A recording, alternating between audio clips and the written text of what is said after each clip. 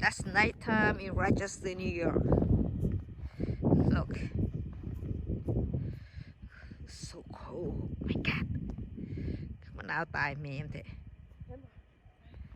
มันเห็นแล้วมันหนาวมันสีฮะว้าวฮะ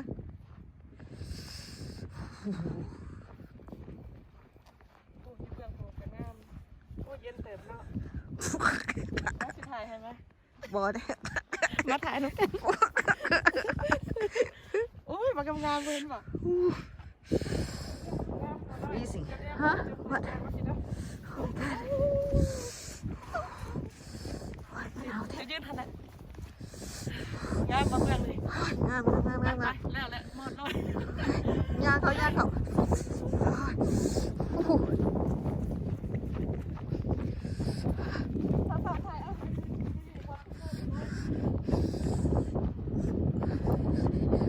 ยสิแตกเนี่ยมันหนาวแท้หนาวว่ะกะ แม่ตาของเชียงจะหมด เป็นไหนตาเบกะ โอเคพอพี่น้องเมืองโรเชสเตอร์นิวยอร์กสโนว์ลงอันนี้คือขาเนาะเกือบเพียงหัวเข่าเพิ่นได้พี่น้องเห็นปะอากาศหนาวมื้อนี้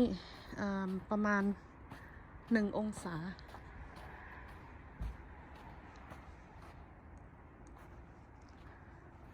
I haven't seen snow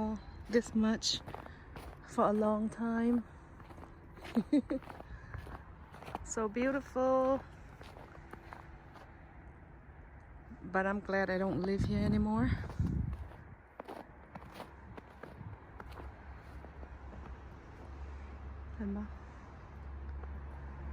Very cold. เดี๋ยวจะออกไปถ่ายในถนนให้เบิ่ง So cold, my hands getting freezing. My hands getting frozen here. ว้ายมือเย็นเลยพี่น้องจังหน่อยเป็นไข่บ่ได้นุ่งเสื้อหนาเป็นใด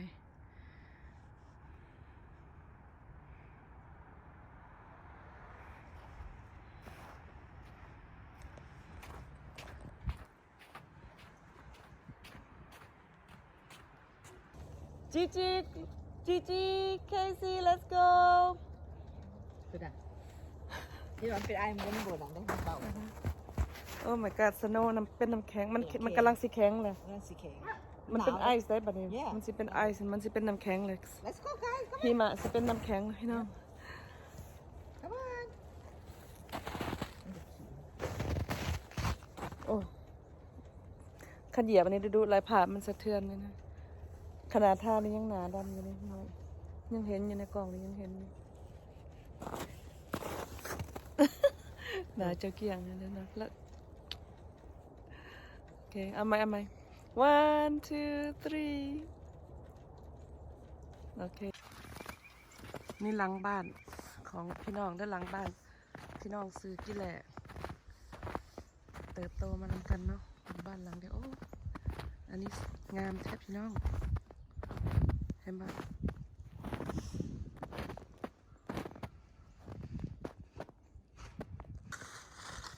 นี่นะ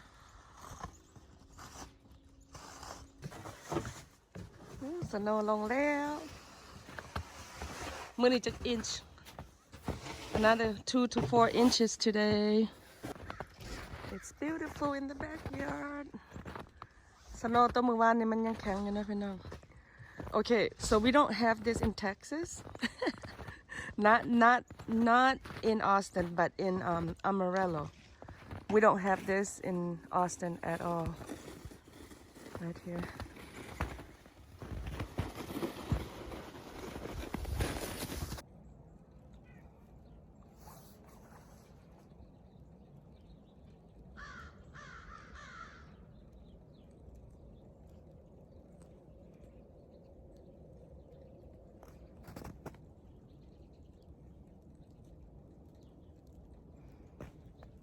So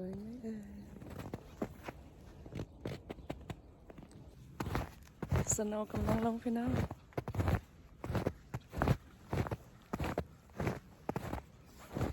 สวยจังเลยเห็นไหม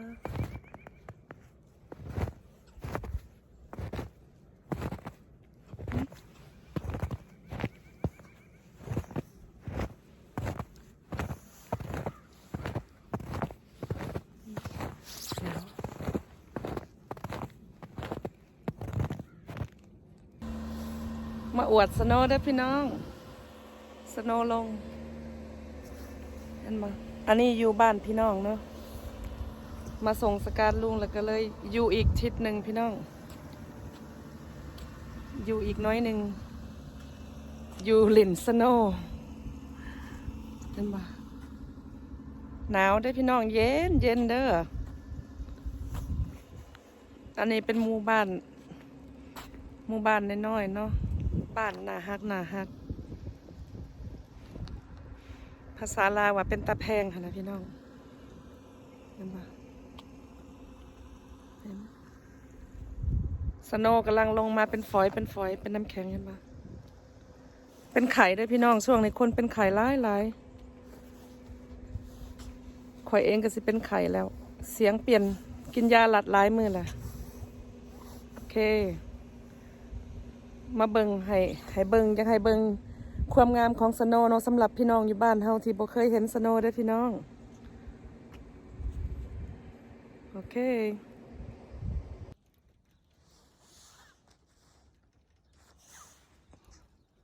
บ่ได้ใส่ถุงมือพี่น้อง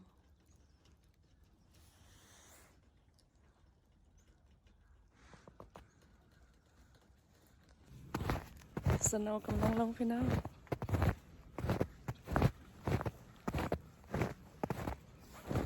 สวยจังเลยเห็นไหม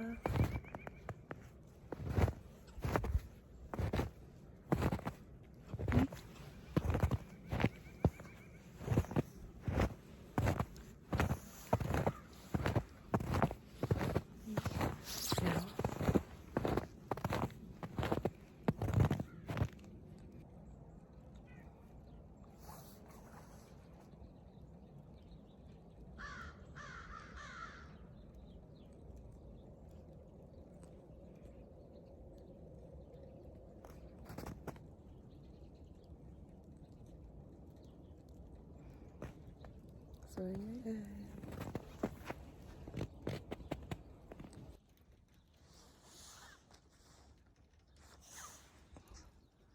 บ่ได้ใส่ถุงมือพี่น้อง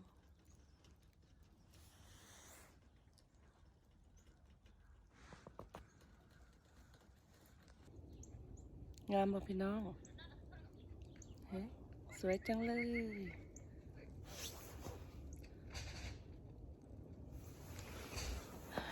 บีนี่ใส่บีนี่พี่น้อง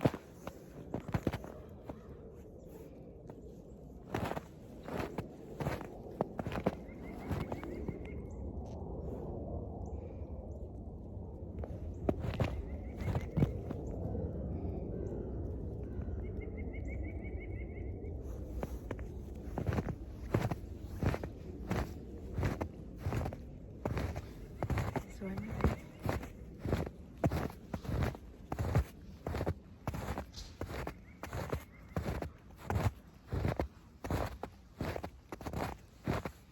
เห็นบ่พี่น้องสวยไหม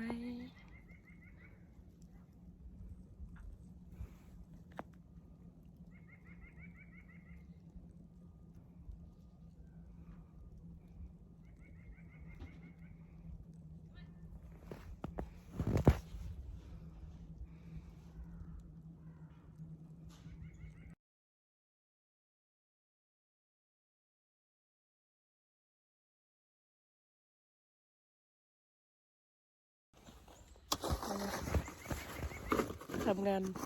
นบ้านเขาบ่ได้เอาไม้อันน่ะข่อยมา selfie stick should have brought my selfie sticks งามบ่พี่น้องสโนว์ตกทางหลังเห็นบ่ so beautiful อยู่นี่มา14 ปี ไปอยู่เมืองออสตินรัฐเท็กซัสบ่มีสโนว์พี่น้องแต่ว่ามันงามซื่อๆแต่ว่าคันให้อยู่แม่บ้านก็บ่มักเนาะ It's beautiful here we don't have snow right there เย็นเลยเบิ่งกองสโนว์นี่พี่น้องนี่อันนี้ส่วนออกหมดละ shovel everything out คำมือแรงนี่ตกลงมาอีกนี่เต็มอีกนะพี่น้องสโนว์มันกำลังแข็งมันบ่อ่อนมันบ่นุ่มแล้วเด้มันตกหลายมือแล้วมันก็เป็นแบบนี้ Come on Gigi Casey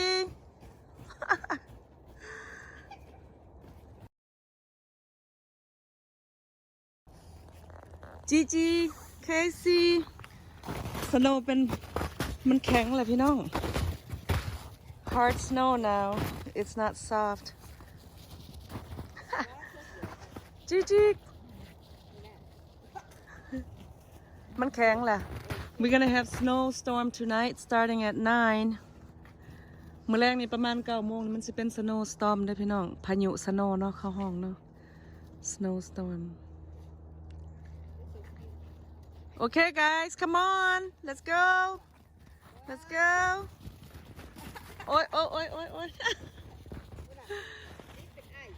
Let's go guys Gigi Casey Come on let's go let's go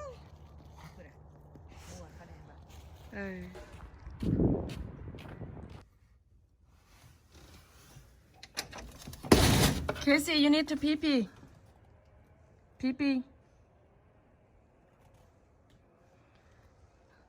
สโนว์ตกเด้อพี่น้อง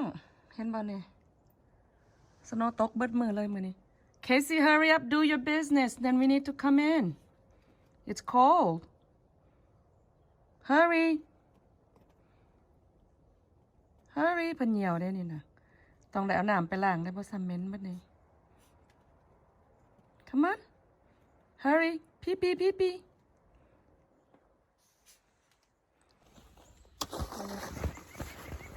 ทำงานบ้าน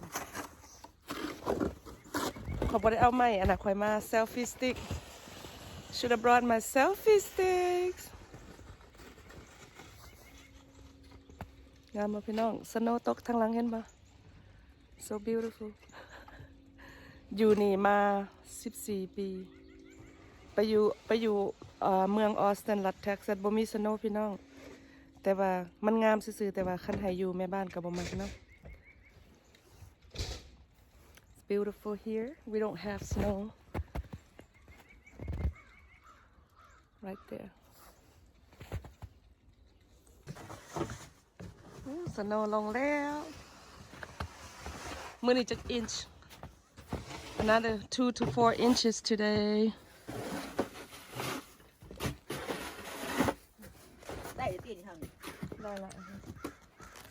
อันน่ะโตกามันมาถากินอันนั้นจะได้ขนาดได้แล้ว หมูยอเอามาใส่สู้แซ่แข็งอยู่นอกGigi Casey let's go